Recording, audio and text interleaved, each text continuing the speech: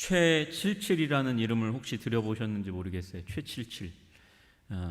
그의 별명이고요. 원래 본명은 최북입니다.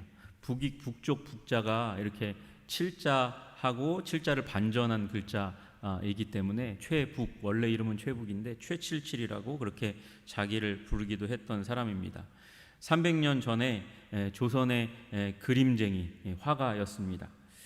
그의 이름이 산수화를 하도 잘 그려가지고 최산수 이렇게 불렸고요. 그가 잘 그리는 그림 중에 하나가 메추라기였어요. 그래서 최메추라기 이렇게 불렸습니다. 이 사람이 이 자존심이 굉장히 센 사람이에요. 그래서 그 자존심 하나로 먹고 살다가 이제 나중에는 이제 그 자존심 때문에 객사하는 그런 인물로 이렇게 나타납니다. 역사 가운데. 자신의 그림의 가치를 알아보는 사람들은 아무리 가난한 사람이라도 그림을 거저주기도 했고, 정성껏 그림을 잘 그렸는데도 불구하고 돈을 적게 주면 그 앞에서 그림을 찢어버리기도 하고, 또 대충 그려서 줬는데도 불구하고 많은 돈을 주잖아요. 그러면 그림도 잘 모르는 사람이 그림 산다고 하면서 쫓아내기도 했던 그런 아주 기괴한 인물입니다. 그가 자주 했던 말 중에 이런 말이 있대요. 나는 내 그림의 가치를 알아보는 사람에게만 그림을 팔겠다. 이런 의지를 자주 표현했다는 거예요. 어떤 사람이 그림을 사려고 와서 그림을 자꾸 참견하니까 하도 기분이 나빠가지고, 여러분 죄송해요, 붓으로 눈을 확 찔러버려가지고 그의 이름이 이제 조선판 고흐다 이렇게 불리우는 그런 사람입니다. 자신의 작품의 가치, 그것을 몰라보는 사람을 향해서 견딜 수 없는 분노, 몸부림치는 분노를 그렇게 표출했던 그런 기인이었습니다. 그런데 오늘 이 본문에 바울이 이상하게도 아주 기인처럼 분노를 표출하는 그런 모습을 보여주고 있습니다.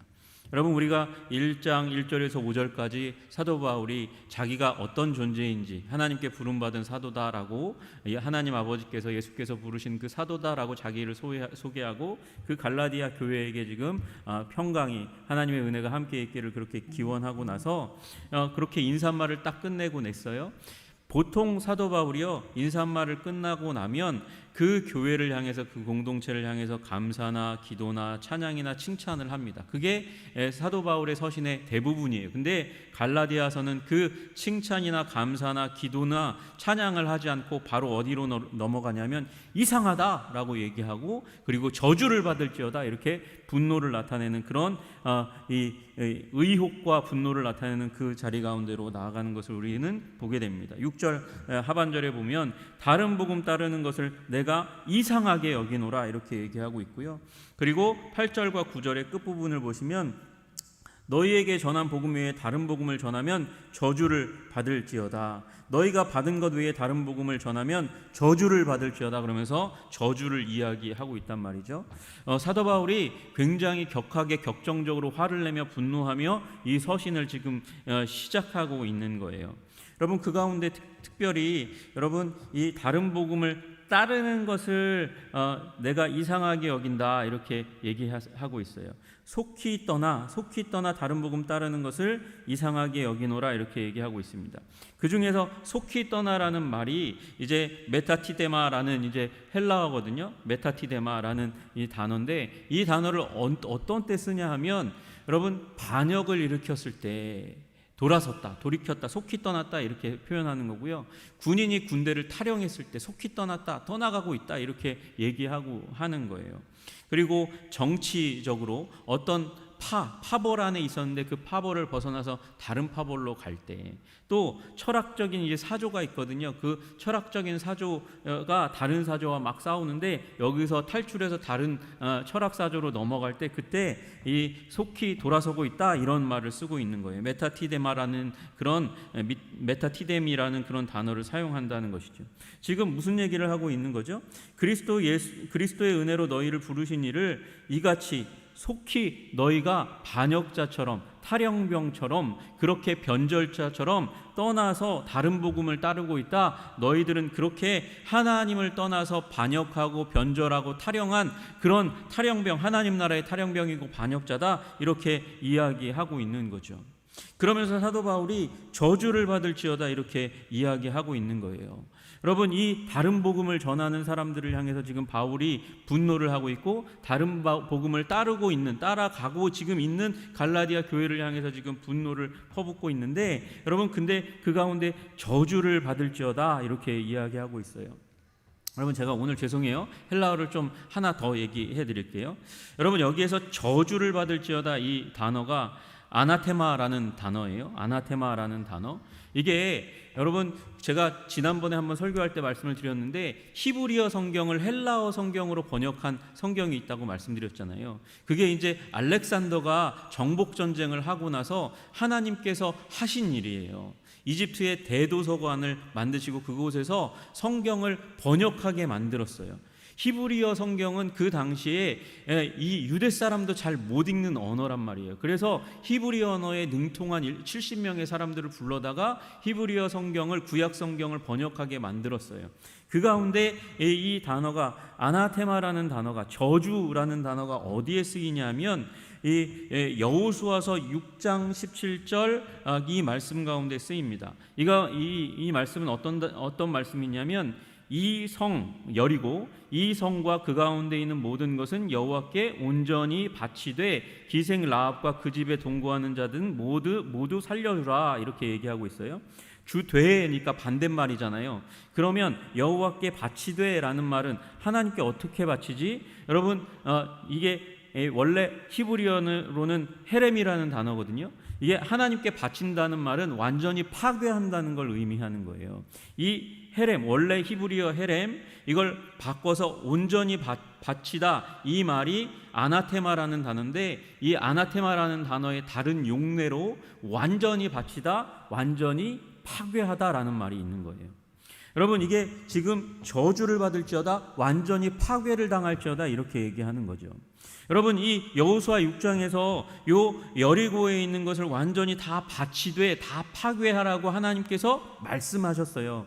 근데 여러분, 다 파괴했는데 한 사람이 무엇인가를 감추어서 파괴하지 않은 사건이 일어난 거 잘 아시죠? 그죠?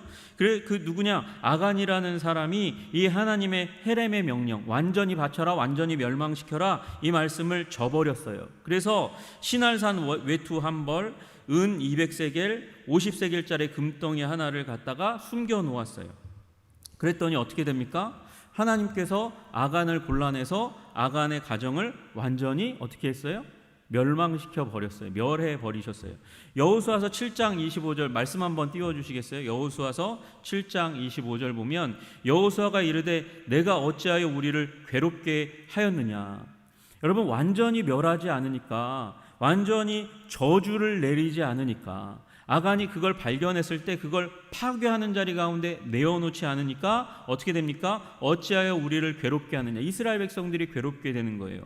그래서 여호와께서 오늘 너를 괴롭게 하시리라 하니 온 이스라엘이 그를 돌로 치고 물건들도 돌로 치고 불사르고 그 위에 돌무더기를 크게 쌓았더니 오늘까지 있더라. 여호와께서 그의 맹렬한 진노를 그치시니, 언제요?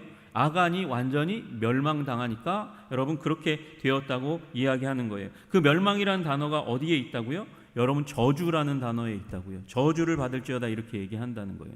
여러분, 이 다른 복음을 지금 사도 바울이 무슨 얘기를 하고 있냐면, 이 아간의 범죄 가운데 하나님께서 멸하시는 것처럼 다른 복음을 멸하지 않으면,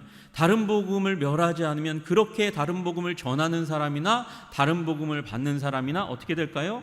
이렇게 아간처럼 멸망당한다는 거예요.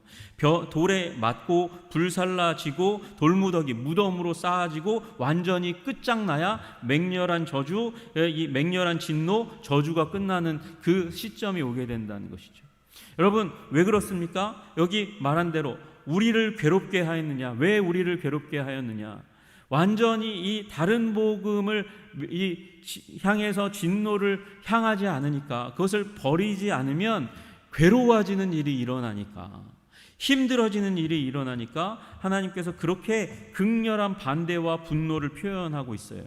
여러분, 그러면 좀 이상하지 않아요? 저는 제가 이 베드로서의 말씀이지만, 악을 악으로 욕을 욕으로 갚지 말고 도리어 복을 빌라. 이를 위하여 너희가 부르심을 입었으니 이는 너희로 하여금 복을 이어받게 하려 하심이니라. 어떠한 범죄를 지어도 용서하고 욕하지 않고 그렇게 나아가야죠. 사도 바울도 마찬가지잖아요. 사도 바울도 그의 삶 가운데, 서신서 가운데 용서하고 사랑하라고, 관계의 회복 가운데 들어가라고 굉장히 많은 말씀들을 하고 있는데, 오늘 이 본문에서는 어떻게 보면 필요 이상으로 분노를 내비치는 것 같아요. 여러분, 그러나 여러분, 이 사도 바울이 성령 충만한 가운데 지금 거룩한 분노를 내비치고 있는 거예요. 분노해가지고 그 사람들이 미워가지고 그 사람들이 하고 있는 일이 악해서, 물론 악하죠. 그러나 그것 때문에 그 사람들을 맹렬히 공격하고 있는 게 아니라 진리를 말하고 있는 거예요. 여러분, 여기 저주를 받을지어다를 8절과 9절 두 번에 걸쳐서 말하잖아요. 두 번에 걸쳐서 말한다는 것은 이건 분노해가지고 화가 나서 그냥 단번에 지르는 말씀이 아니라 진리를, 사실을 확정적으로 다시 한번 단언하고 있다는 것이죠. 존 브라운이라는 사람이 이 부분에 대해서 이렇게 말해요. 바울 사도는 갈라디아인들에게 이것이 격정에서 나온 지나치고 과장된 말이 아니라 침착하게 형성된 불변의 의견이라는 것을 보여주기 위해서 이것을 반복했다, 이렇게 이야기하고 있는 것입니다. 여러분, 다른 복음을 전하면 저주를 받게 된다, 아간처럼 멸망당한다, 공동체가 흔들리게 된다, 그것을 준 사람이나 받은 사람이나 아간처럼 저주를 받을지어다, 이렇게 이야기하고 있다는 것이죠. 여러분, 이것은 이 다른 복음에 대해서 바울이 분노하고 있는 거예요. 그 사람이 아니라. 그러나 다른 복음을 가지면 그 사람까지도 멸망하기 때문에 아주 극단적으로 이야기하고 있다는 것이죠. 여러분, 그래서 사도 바울이 이 다른 복음을 전하는 사람은 그 어떤 사람이든지 저주를 받을 것이다, 받는 사람도 저주를 받을 것이다, 심지어 하늘에서 온 천사라도 너희에게 이 복음을 전한다면 저주가 있을지어다, 그렇게 이야기하고 있잖아요. 여러분, 사도 바울이요, 여기다가 그 부분을 이 사람에게 내가 화내고 분노하고 있는 것이 아니라는 것을 보여주기 위해서 사도 바울이 거기다 한 대상을 하나 더 끼워 넣어요. 뭐요? 8절에 그러나 우리나 혹은 하늘로부터 온 천사라도, 우리까지, 바울과 그 동역자들까지도 내가 예전에 전했던 그 복음, 갈라디아 교인들이 그렇게 기쁨으로 받았던 그 복음 이외의 복음, 다른 복음을 전하면 저주 가운데 아간처럼 멸망할 거야 라고 지금 사도 바울이 이야기하고 있다는 것이죠. 왜 그렇습니까? 여러분, 이건 이 다른 복음을 전하면 영원의 문제가 왜곡되고 그리고 상실되어지는 일들이 일어나는 거예요. 우리가 다른 복음을 받으면 영원에 이르지 못해요. 천국에 가지 못해요. 우리는 지옥에 간다는 것이죠. 한 영혼의 영원한 운명과 관련되어 있는 것, 살고 죽는 문제를 다루고 있는 것이기 때문에 사도 바울이 이처럼 극렬한 분노를 표출하고 있는 것이에요. 그리고 교회의 본질과 연관되어 있기 때문에 그런 것이죠. 교회의 본질이 다른 복음 위에 세워지면 교회는 혼란스러워지고 어려워지고 무너지고 깨지고 박살나게 되는 일들이 일어난다는 거죠. 그리고 그것보다 더 중요한 문제가 있어요. 뭘까요? 하나님의 영광이 훼손되기 때문에 그런 거예요. 제가 그 부분은 조금 더 다시 말씀드릴게요. 하나님의 영광이 훼손되기 때문에 다른 복음 가운데 구원의 길을 찾고 그것을 전하고 받는 사람들은 저주 가운데 있을 것이다, 그렇게 사도 바울이 이야기하고 있다는 것이죠.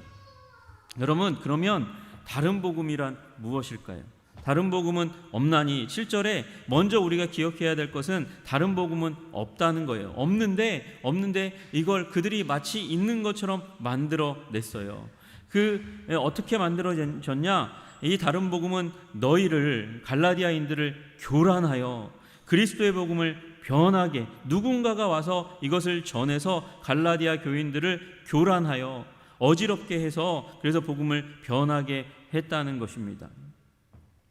여러분, 이 다른 복음은 사도행전 15장에 잘 나와 있습니다. 사도행전 15장 1절에 보면 어떤 사람이 이렇게 얘기합니다. 너희가 모세의 법대로 할례를 받지 아니하면 능히 구원을 받지 못하리라. 구원을 받지 못한대요. 어떻게 하지 않으면요? 할례를 받지 않으면 능히 구원을 받지 못하리라, 이렇게 얘기하는 거예요. 무엇대로요? 모세의 법대로 율법대로 할례 받아야 구원받는다, 이렇게 얘기하는 거예요. 또 5절에 보니까 바리새파 중에 어떤 믿는 사람들이 일어나, 예수 믿는 분이에요. 근데 믿는 사람들이 일어나 말하되 이방인에게 할례를 행하고 모세의 율법을 지키라 명하는 것이 마땅하다, 이렇게 얘기했다는 것이죠. 여러분, 이 어떤 사람들, 이 사람들도 예수를 믿어야 한다는 사실을 부인하지 않았어요. 그러나 모세에 의한 유대 율법, 특별히 할례 예식을 준수해야 한다고 주장하는 거예요. 여러분, 이 사람들은 많은 분들이 유대주의자 이렇게 많이 얘기하는데 유대주의자라고 부르는 것만으로는 약간 부족한 것 같아요. 정확한 번역은 유대화주의자라고 부르는 게 맞을 것 같아요. 이분들은요, 구약 율법의 수호자들이라고 스스로를 여겨가지고 정말 넓은 제국의, 로마 제국의 지역을 사도 바울처럼 돌아다니면서 이방인 개종자들, 이방인 그리스도인들에게 유대의 종교, 문화, 양식을 따르라고, 그 가운데 들어와야 된다고, 그래야만 구원받는다고 그렇게 강조했던 사람들이에요. 율법을 지켜야 됩니다. 할례를 지켜야 됩니다. 절기를 지켜야 됩니다. 그렇게 강조하는 그런 사람들이 이 유대화주의자였어요. 그들이 얘기하고 있는 게 무엇입니까? 예수 믿지만 그러나 유대의 율법, 할례 따라가야 한다는 것이죠. 그것을 함께 하지 않으면 구원받지 못한다는 거예요. 여러분, 그런데 이게 왜 위험합니까? 이 사람들도 예수님에 대해서, 예수 믿는 자들이고 열심히 있고 열정이 있는 사람들이잖아요. 근데 왜 위험한 걸까요? 여러분, 이 예수 믿는 믿음과 더불어서 다른 요소를 더해가지고 구원의 요소로 삼으면 이게 어떤 의미냐면 예수님의 십자가만으로 안 된다는 거예요. 구원이 믿음만으로 구원받을 수 없다는 거예요. 그것만으로 충분하지 않다고 말하는 것이죠. 이렇게 구원을 위해서 추가적인 요구사항을 더해두면 십자가에서 죽으신 그리스도의 능력이, 구원의 능력이 부족하다고 시인하는 것이고, 구원받기 위해서 단순히 그리스도를 믿는 것 말고 플러스 알파 뭔가가 더 필요하다는 것이죠. 그게 뭘까요? 우리의 노력이라는 거예요. 우리의 공로라는 거예요. 그리스도의 공로에 우리의 공로를 더해야 된다는 거예요. 그리스도의 사역이 불충분하니까 우리의 행위를 덧붙여야 한다는 것이죠.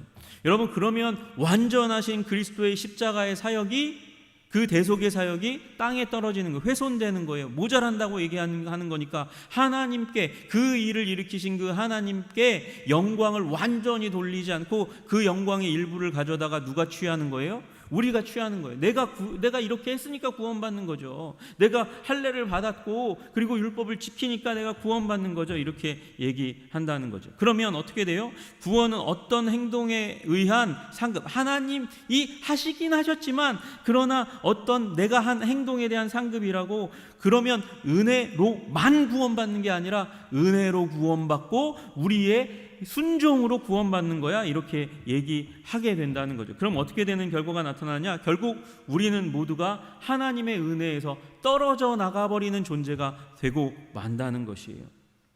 여러분, 존 스토츠 목사님이 이 부분에 대해서 이렇게 얘기합니다. 다시 말해 그리스도가 시작하신 일을 모세가 끝맺도록 해야 한다는 것입니다. 여러분, 모세가 한 것을 예수님이 완성하시는 것이잖아요. 근데 예수님이 시작하신 일을 모세가 끝맺도록 하는 역전된, 아주 진리를 바꾸어 버리는 일이 일어난다는 거죠. 더 정확히 말하면 그리스도께서 시작하신 일을 우리 자신이 율법에 순종함으로써 끝마쳐야 한다는 것입니다. 그리스도의 사역에 우리의 행위를 덧붙여야 하며 그리스도의 완성되지 않은 사역을 우리가 완성해야 한다는 것입니다. 이렇게 얘기하는 거예요. 여러분, 그리스도께서 완성하지 못하셨다는 말이에요. 여러분, 테텔레스타이, 주님께서 십자가에서 다 이루었다 말씀하셨는데 다 안 이루셨어요, 그렇게 얘기하는 거랑 마찬가지라는 것이죠. 여러분, 다른 복음의 문제는 내가 여전히 복음을 믿고 있는 것에 더해서 은혜 아닌 인간에 근거한 어떠한 이질적인 요소, 문제의 요소를 더하는 것, 그것의 문제가 아니라 이것은 복음을 버리는 거랑 똑같다는 것입니다. 나의 행위를 복음에다가 십자가에다 더하는 게 아니라 십자가를 버리는 거라는 거예요. 이게 기독교 2000년간의 전통이에요. 예수님의 십자가에다 다른 것을 더하는 건 예수님의 십자가를 버리는 거라는 거예요. 바울이 전하고 갈라디아 교인들이 받은 그 복음은 완성품이었어요.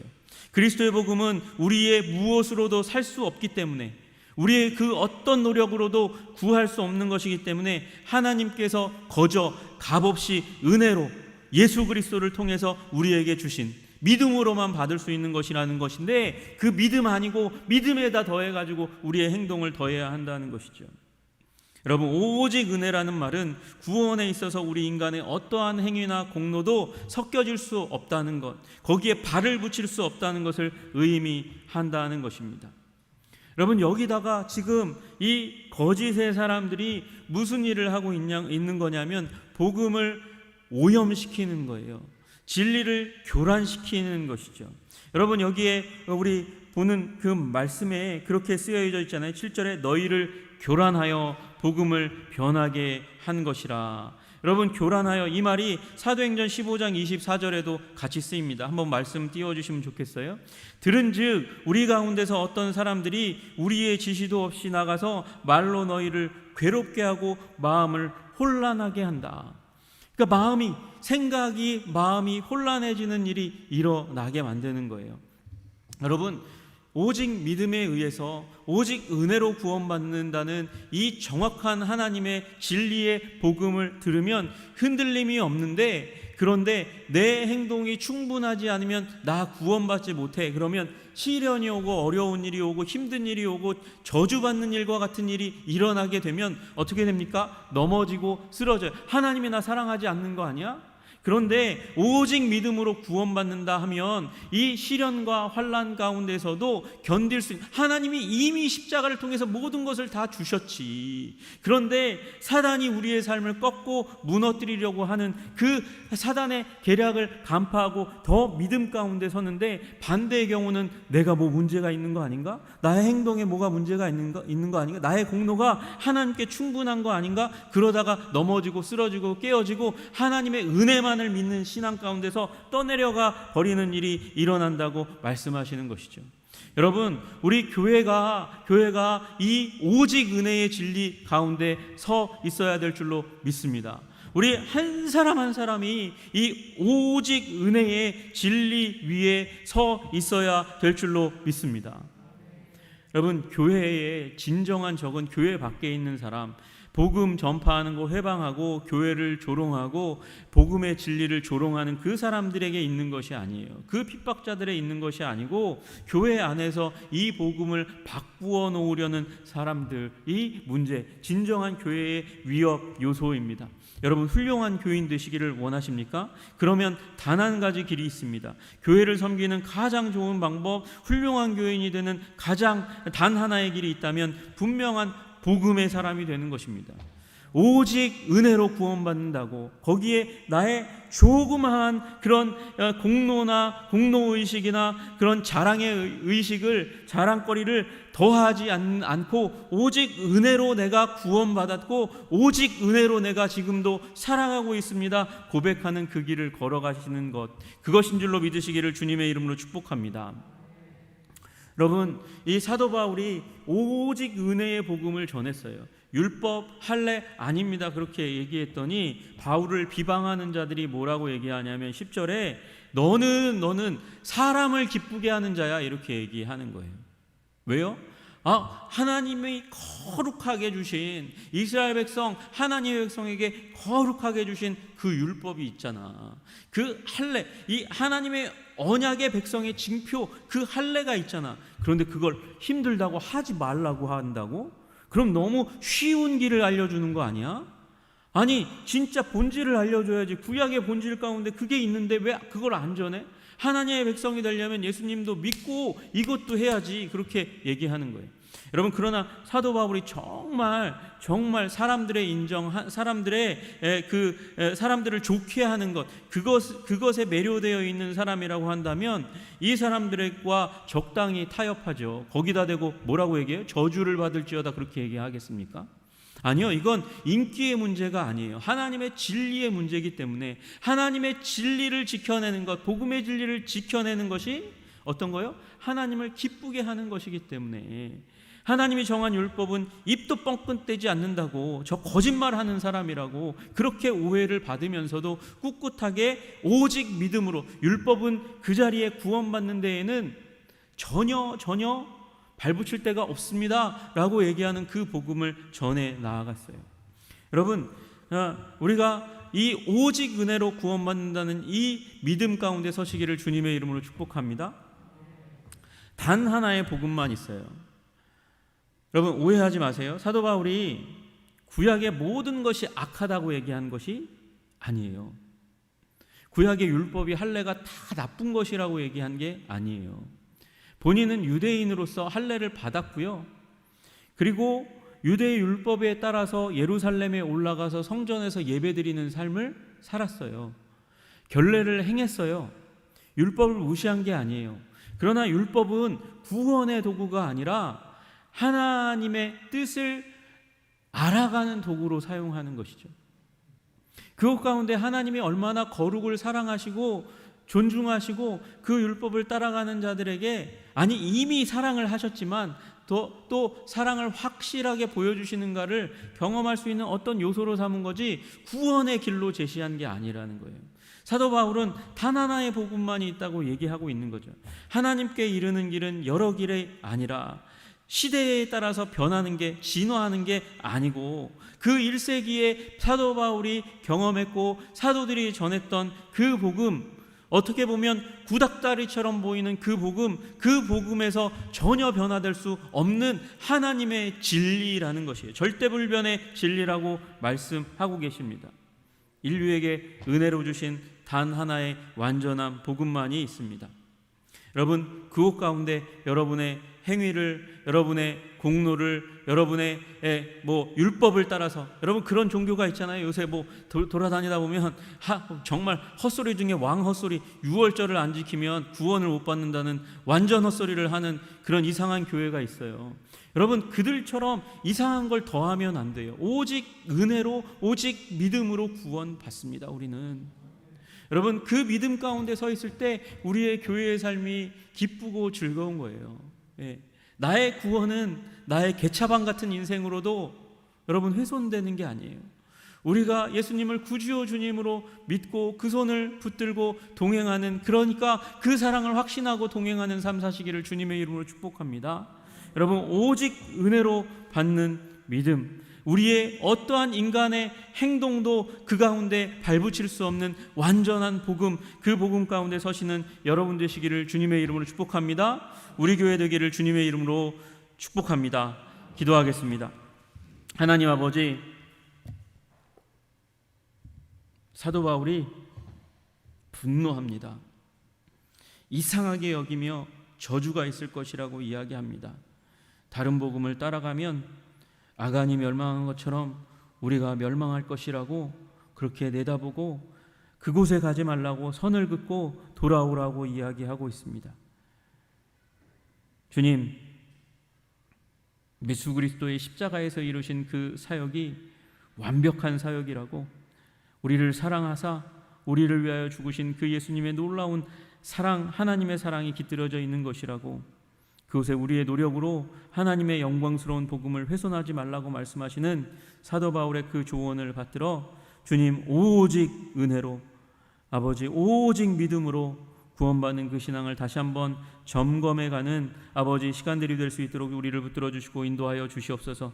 혹시 내 행동이 너무 큰 자랑이 되지는 않았는지 돌아보게 하시고 오직 예수 그리스도의 십자가의 복음만을 자랑하는 우리들이 다 되어질 수 있도록 주님 도와주시고 인도하여 주시옵소서. 예수 그리스도 이름 받들어